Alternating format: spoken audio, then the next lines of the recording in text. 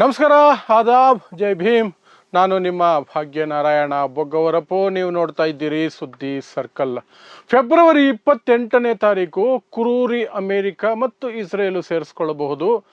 ಪುಟ್ಟ ಪುಟ್ಟ ಮಕ್ಕಳು ಓದ್ತಾ ಇದ್ದಂತಹ ಇರಾನಿನ ಒಂದು ಶಾಲೆಯ ಮೇಲೆ ದಾಳಿ ಮಾಡಿ ಸುಮಾರು 160ಕ್ಕೂ ಹೆಚ್ಚು ಸಣ್ಣ ಕಂದಮ್ಮಗಳನ್ನು ಕೊಂದಿದ್ರಲ್ಲ, ಆ ವಿಚಾರವಾಗಿ ಇಲ್ಲಿಯವರೆಗೆ ಅಮೆರಿಕ ಸುಳ್ಳು ಹೇಳ್ಕೊಂಡು ಬರ್ತಿತ್ತು, ಟ್ರಂಪ್ ಸುಳ್ಳು ಹೇಳ್ಕೊಂಡು ಬರ್ತಿದ್ರು, ಇಸ್ರೇಲ್ ಸುಳ್ಳು ಹೇಳ್ತಾ ಇತ್ತು. ಅದು ಇರಾನೇ ಮಿಸ್ಫೈರ್ ಮಾಡಿಕೊಂಡು ತನ್ನದೇ ಶಾಲೆಯ ಮೇಲೆ ತನ್ನದೇ ಮಿಸೈಲ್ ಹಾಕ್ಕೊಂಡ್ಬಿಡ್ತು ಅಂತ. ನಿನ್ನೆಯೂ ಸಹ ಅದನ್ನೇ ಟ್ರಂಪ್ ಹೇಳಿದ್ದು. ಆದರೆ ಹೊಸದಾಗಿ ಒಂದಷ್ಟು ಸಾಕ್ಷಿಗಳು ಹೊರಗಡೆ ಬಂದಿದ್ದಾವೆ. ಮಿಸೈಲ್ನ ಚಿತ್ರಣ ಬಂದಿದೆ, ವಿಡಿಯೋ ಬಂದಿದೆ, ಮಿಸೈಲ್ ಬೀಳುವಂತಹ ವಿಡಿಯೋ. ಆ ಮಿಸೈಲ್ನ ಆಕೃತಿ, ಅದನ್ನು ಮಿಸೈಲನ್ನು ಸ್ಟಡಿ ಮಾಡಿ ಎಕ್ಸ್ಪರ್ಟ್ಗಳು ಕನ್ಫರ್ಮ್ ಮಾಡಿದ್ದಾರೆ. ಅಮೇರಿಕದ ಮಾಧ್ಯಮನೇ ಟ್ರಂಪ್ನ ಸುಳ್ಳನ್ನು ಮುರಿದಿದೆ, ಅದು ಒಪ್ಕೊಂಡಿದೆ. ಇದು ಅಮೇರಿಕ ನಿರ್ಮಿತ ಮಿಸೈಲ್, ಅಮೇರಿಕ ಬಳಿ ಮಾತ್ರನೇ ಆ ಮಿಸೈಲ್ ಇರೋದು. ಆ ಮಿಸೈಲ್ನ ಹೆಸರು ಟಾಮ್ ಹ್ಯಾಕ್ ಅನ್ನುವಂಥದ್ದು.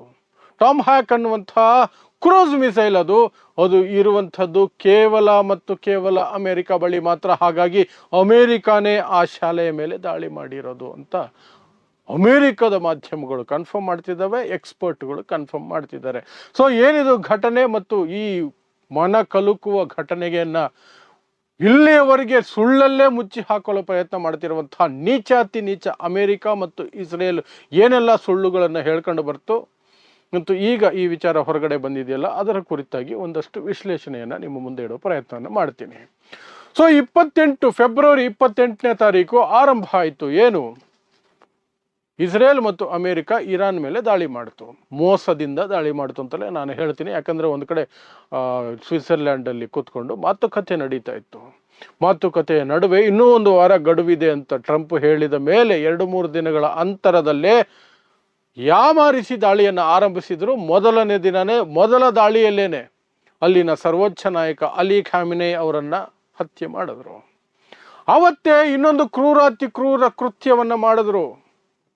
ಸಣ್ಣ ಸಣ್ಣ ಮಕ್ಕಳು ಓದುವಂತಹ ಎಲಿಮೆಂಟ್ರಿ ಸ್ಕೂಲ್, ಪುಟ್ಟ ಮಕ್ಕಳು 5 ವರ್ಷ 6 ವರ್ಷ 4 ವರ್ಷ ಈ ವಯಸ್ಸಿನ ಮಕ್ಕಳು ಓದುವಂತಹ ದೊಡ್ಡ ಶಾಲೆಯ ಮೇಲೆ ಬಾಂಬ್ ಹಾಕಿದ್ರು, ಮಿಸೈಲ್ ಹಾಕಿದ್ರು. 160ಕ್ಕಿಂತ ಹೆಚ್ಚು ಪುಟ್ಟ ಪುಟ್ಟ ಮಕ್ಕಳು ಸತ್ತೋದ್ರು. 4 ದಿನಗಳ ನಂತರ ಸಾಮೂಹಿಕವಾಗಿ ಅಷ್ಟು ಮಕ್ಕಳಿಗೆ ಸಪ್ರೇಟ್ ಆಗಿ ಗುಂಡಿಗಳನ್ನು ತೋಡಿ, ಆ ಚಿತ್ರ ಜಗತ್ತು ಇರುವವರೆಗೆ ಇರುತ್ತೆ, ಆ ರೀತಿ ಒಂದು ಚಿತ್ರವನ್ನು ಸಹ ಪ್ರಕಟಿಸ್ತು. ಆ ಗುಂಡಿಗಳನ್ನು ತೋಡಿರೋದು ಪುಟ್ಟ ಪುಟ್ಟ ಮಕ್ಕಳಿಗೆ ಒಟ್ಟಿಗೆ ತೋಡಿರೋದು. ಎಷ್ಟು ಜನಕ್ಕೆ ಒಂದೊಂದು ಗುಂಡಿ, ಮತ್ತು ಒಂದೇ ಜಾಗದಲ್ಲಿ ಸಾಮೂಹಿಕವಾಗಿ ಅಂತ್ಯ ಸಂಸ್ಕಾರ ಮಾಡಿರುವಂತಹದ್ದು. ಆ ಚಿತ್ರವನ್ನು ಬಿಡುಗಡೆ ಮಾಡಿತು. ಆ ನಂತರ ಅವರನ್ನು ಅಲ್ಲಿ ಮಣ್ಣು ಮಾಡಿದ್ರು.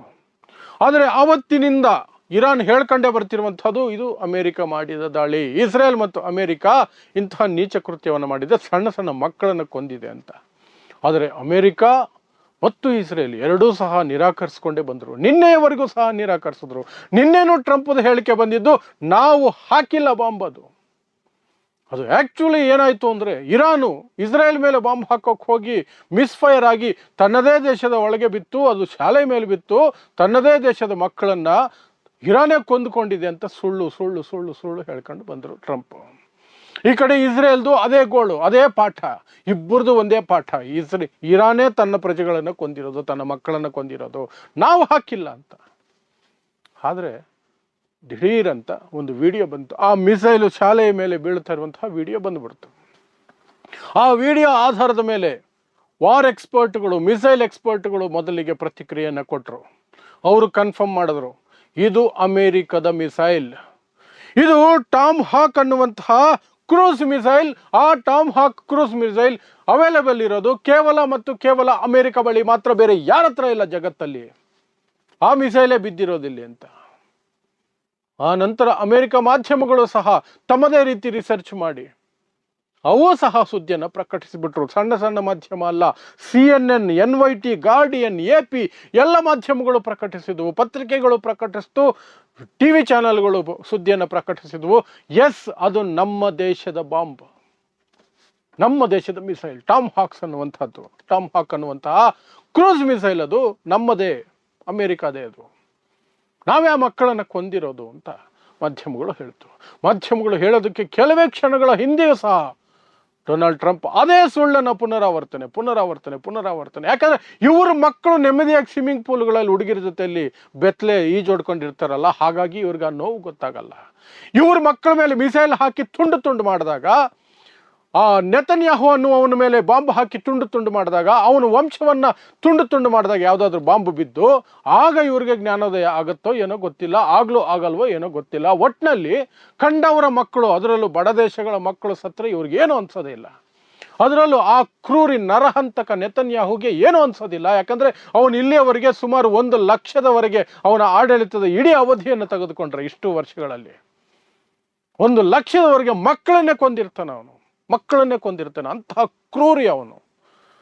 2 ವರ್ಷಗಳ ಹಿಂದೆ ನಡೆದಂತಹ ದಾಳಿಯಲ್ಲೇ ಸುಮಾರು 40,000 ಮಕ್ಕಳನ್ನು ಕೊಂದಿದ್ದಾನೆ. ಹಾಗಾಗಿ ಅವ್ರಿಗೆ ಏನೂ ಅನ್ಸೋದೇ ಇಲ್ಲ, ಸುಳ್ಳನ್ನೇ ಹೇಳ್ಕೊಂಡಿರ್ತಾರೆ. ಅಟ್ಲೀಸ್ಟ್ ಹೌದು ತಪ್ಪಾಯಿತು, ಬೈ ಮಿಸ್ಟೇಕು, ನಾವು ಮಿಲಿಟರಿ ಇನ್ಸ್ಟಾಲೇಷನ್ ಅನ್ಕೊಂಡು ಅದ್ರ ಮೇಲೆ ಬಾಂಬ್ ಹಾಕ್ಬಿಟ್ಟಿದ್ವಿ ಅಂತ ಆದರೂ ಹೇಳ್ಬೇಕಲ್ಲ. ಅದು ಇಲ್ಲ, ನಾವು ಹಾಕೇ ಇಲ್ಲ, ಇರಾನ್ ಅವರೇ ಹಾಕೊಂಡ್ಬಿಟ್ರು ಅವ್ರ ಮಕ್ಕಳ ಮೇಲೆ ಅಂತ. ಎಂಥ ನೀಚರು ನೋಡಿ, ಎಂಥ ಕ್ರೂರಿಗಳು ನೋಡಿ ಇವರು.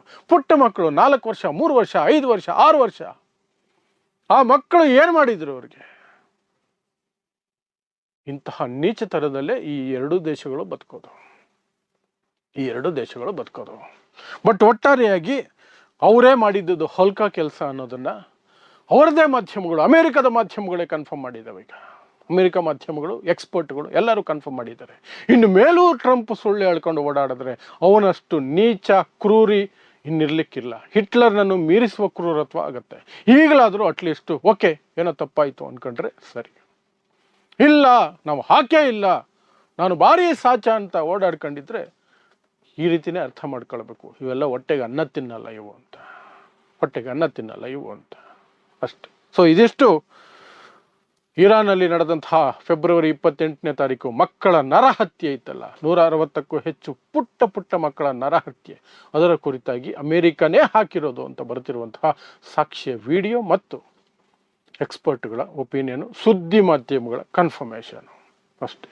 ಸೊ ಇಂತಹದ್ದೇ ವಿಶೇಷ ಸುದ್ದಿಗಳಿಗಾಗಿ ನೋಡ್ತಾ ಇರಿ ಸುದ್ದಿ ಸರ್ಕಲ್. ನಾನು ನಿಮ್ಮ ಭಾಗ್ಯನಾರಾಯಣ ಬೊಗ್ಗವರಪು.